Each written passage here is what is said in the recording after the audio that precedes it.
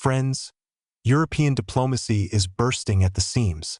Is it possible to imagine a politician who has managed to ruin relations with both Moscow and Washington, and at the same time anger his own allies in the EU? It seems impossible, but Kaja Kallas handled it as if her main goal was to gain as many detractors as possible. Why did she choose the path of maximum aggravation?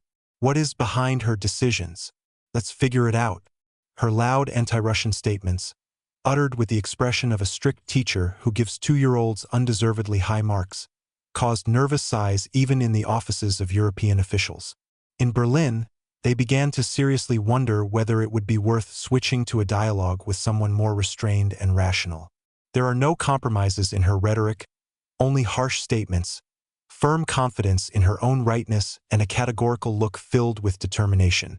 But while Europe is increasingly leaning towards the idea of finding a solution, Kallas, as if oblivious to the changes, continues to insist on increasing pressure, demanding to bring the situation to the limit.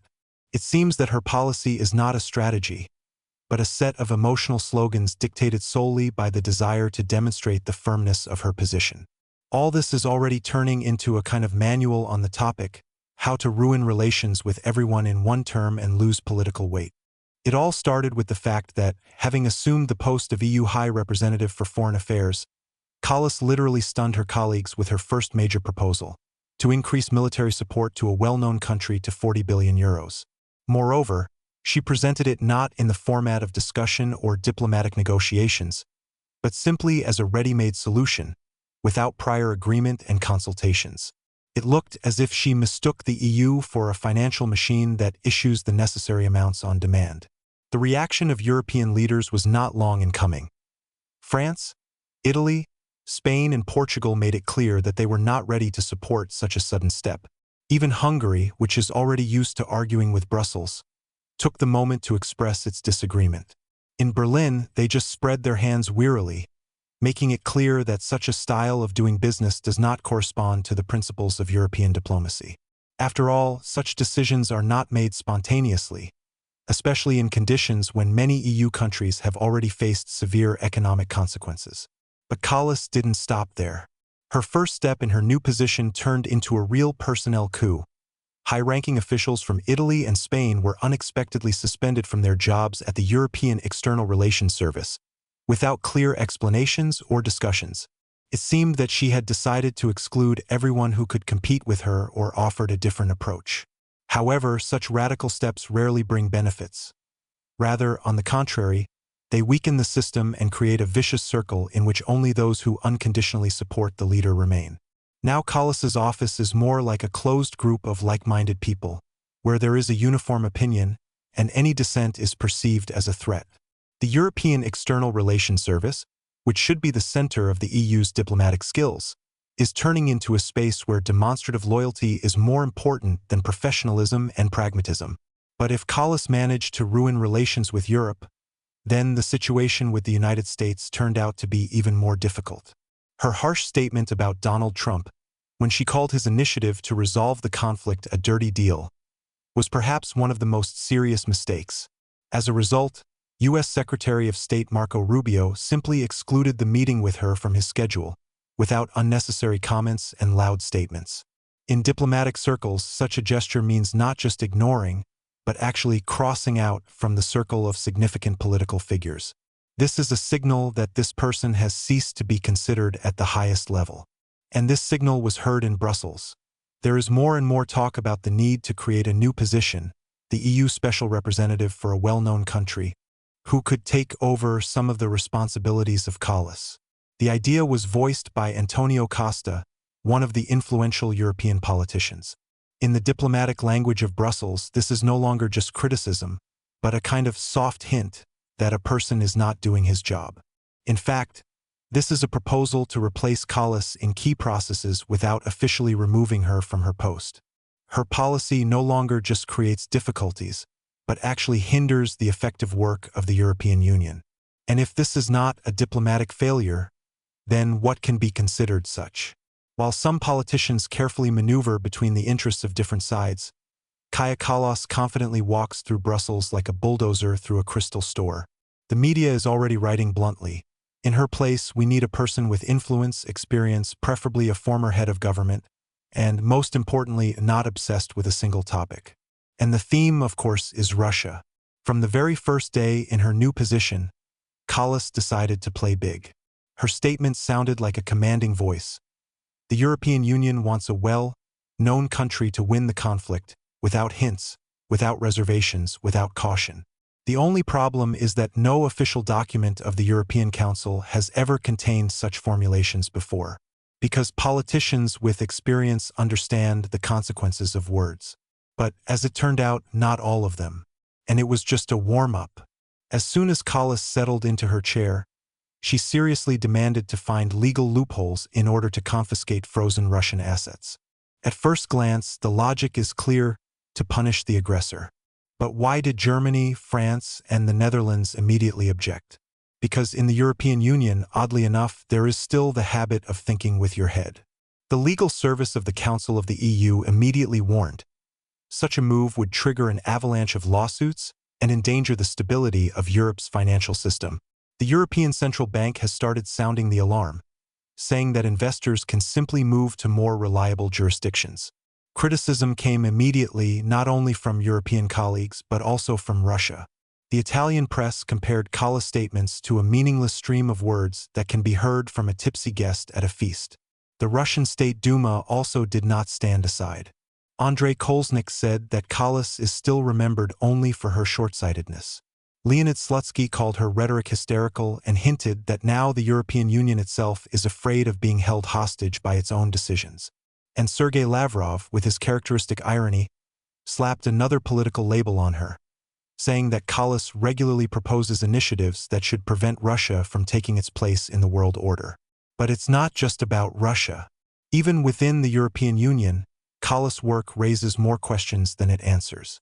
German media emphasize that almost every decision of hers only increases tension. Let's recall her favorite topic: 40 billion euros of aid to a famous country. She tried, but she couldn't. Her offer of massive support failed miserably. France, Italy, Spain, Portugal, and, of course, Hungary all refused to support the initiative. This list can now be printed out and hung in her office as a reminder of the failure. Berlin is still wondering why it was necessary to declare support at all, which does not exist. This is no longer just a mistake, but a strategy in the spirit of suddenly it will happen. I didn't get through. And now we are seeing the same scenario again. Personnel changes, internal conflicts, isolation. The EU structures are not fools. They see when a policy of purges begins instead of a strategy. Now the EAS staff is discussing this on the sidelines, writing anonymous complaints and openly talking about the new management style of Kallas. And this style is more like a demonstration of my own power rather than leadership. I'm in charge here, and I'm not interested in your experience. The result is disappointing. A politician who has managed to ruin relations with almost all key EU players. Paris and Berlin do not support, the United States ignores, colleagues are at a loss, investors are in a panic. Instead of diplomacy, loud slogans; instead of strategy, chaotic decisions; instead of allies, broken ties. If this is the new model of European politics, then it is leading the European Union to the bottom. For a diplomat to voluntarily kick himself out of international negotiations, 3 things are enough: to run into Washington, to aggravate relations with the European Union, and to arrange a show in the spirit of me against everyone on social networks. Kaja Kallas dealt with this faster than you can say world agenda, friends, but that's not all. Maria Zakharova, an official representative of the Russian Ministry of Foreign Affairs, said that the Ministry of Internal Affairs of the Russian Federation had put on the wanted list Estonian Prime Minister Kaja Kallas. According to her, this is only the first step, and, apparently, the times of impunity are gradually becoming a thing of the past. In her official statement posted on the Russian Foreign Ministry's website, Zakharova recalled that Kallas had long established herself as one of Russia's harshest critics. She actively promoted the policy of demolishing monuments to Soviet soldiers, showing outright disrespect for historical memory. The dismantling of the monuments, which for decades had been symbols of Europe's liberation from Nazism, eventually attracted close attention. Now the Russian law enforcement agencies have approached this issue with full legal force. That is why Kallas was included in the list of persons who are banned from entering the territory of the Russian Federation. Zakharova also noted that Russian law enforcement officers continue to investigate, identifying all those involved in the destruction of monuments. Within the limits of their powers, they are required to investigate the facts of vandalism and establish personal responsibility for such criminal acts. As it turned out, the list of persona non grata is not limited to this. Other officials from the Baltic states, including Lithuanian Minister of Culture Simonas Kairis, have recently appeared in the database of the Russian Interior Ministry. According to official sources, all of them are wanted under an article of the Criminal Code. The law enforcement agencies clarified that the criminal case is related to the destruction and damage of monuments to Soviet soldiers. Of course, many Western politicians, accustomed to the fact that international law is interpreted exclusively in their favor, may be surprised by this news. After all, representatives of the Baltic countries have been arguing for years about their sovereign right to decide which monuments to preserve and which to send to the dustbin of history. However, when legal responsibility comes for such actions, questions immediately arise. Nevertheless, there is no reason to be surprised. The consistent campaign to dismantle monuments in the Baltic states could not go unnoticed. In the last few years alone, many memorials to Soviet soldiers have been demolished in Latvia and Estonia. One of the most high-profile cases was the dismantling of the monument to the liberators in Riga, which was accompanied by the jubilation of the local authorities. Latvian officials claimed that in this way the country was finally getting rid of the Soviet past, forgetting that this period of history included the liberation of Europe from Nazi occupation. A similar situation has developed in Estonia. For example, in the summer of 2023, the country's authorities urgently dismantled the monument in Narva, which for many years had been a symbol of the memory of Soviet soldiers. This caused a wave of protests among local residents, but the opinion of the population, apparently, has long ceased to be a priority for official Tallinn. What respect can we have for history if the country's prime minister claims that the Soviet occupation was no better than the Nazi occupation? Now, it seems times have changed and the policy of impunity is coming to an end.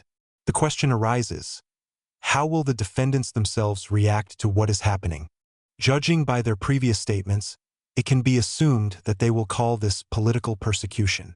However, in this case, it remains a mystery why bringing to justice for vandalism and the destruction of monuments should be considered a political act.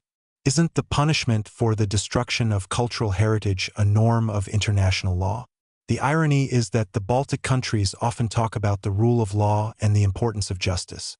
Local politicians regularly demand punishment for those who are considered criminals. But as soon as it comes to their own decisions, arguments about justice instantly lose relevance. As for the official authorities of Lithuania and Estonia, they have already hastened to declare that they do not recognize the Russian investigation. However, denying recognition is one thing, but reality is quite another. International law does not provide for impunity for those who deliberately destroy historical heritage. Moreover, the dismantling of monuments is only part of the general policy of the Baltic countries aimed at escalating the confrontation with Russia.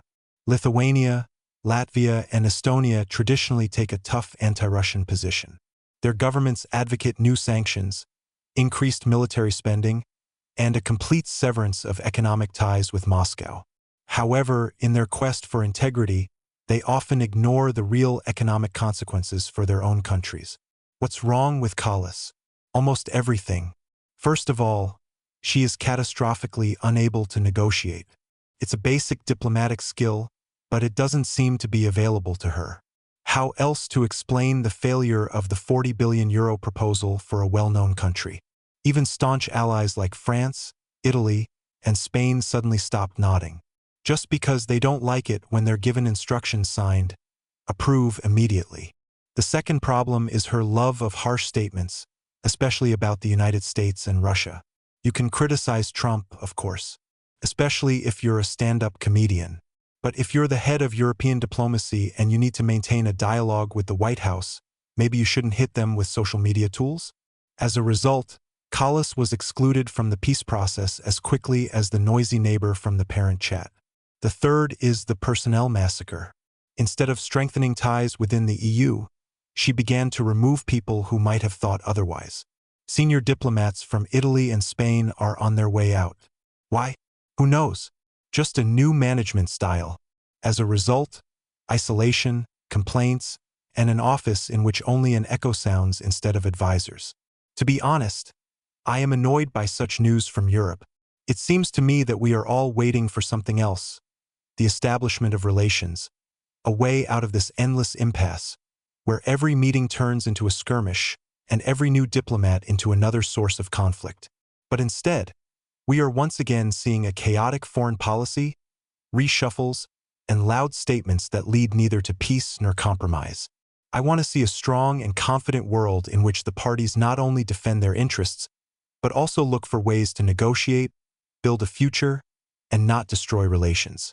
But so far, all this looks more like a political theater, where one scandalous politician is replaced by another, even more radical one. I want to believe that sooner or later this cycle will end, and instead of performances, we will see real steps towards stability.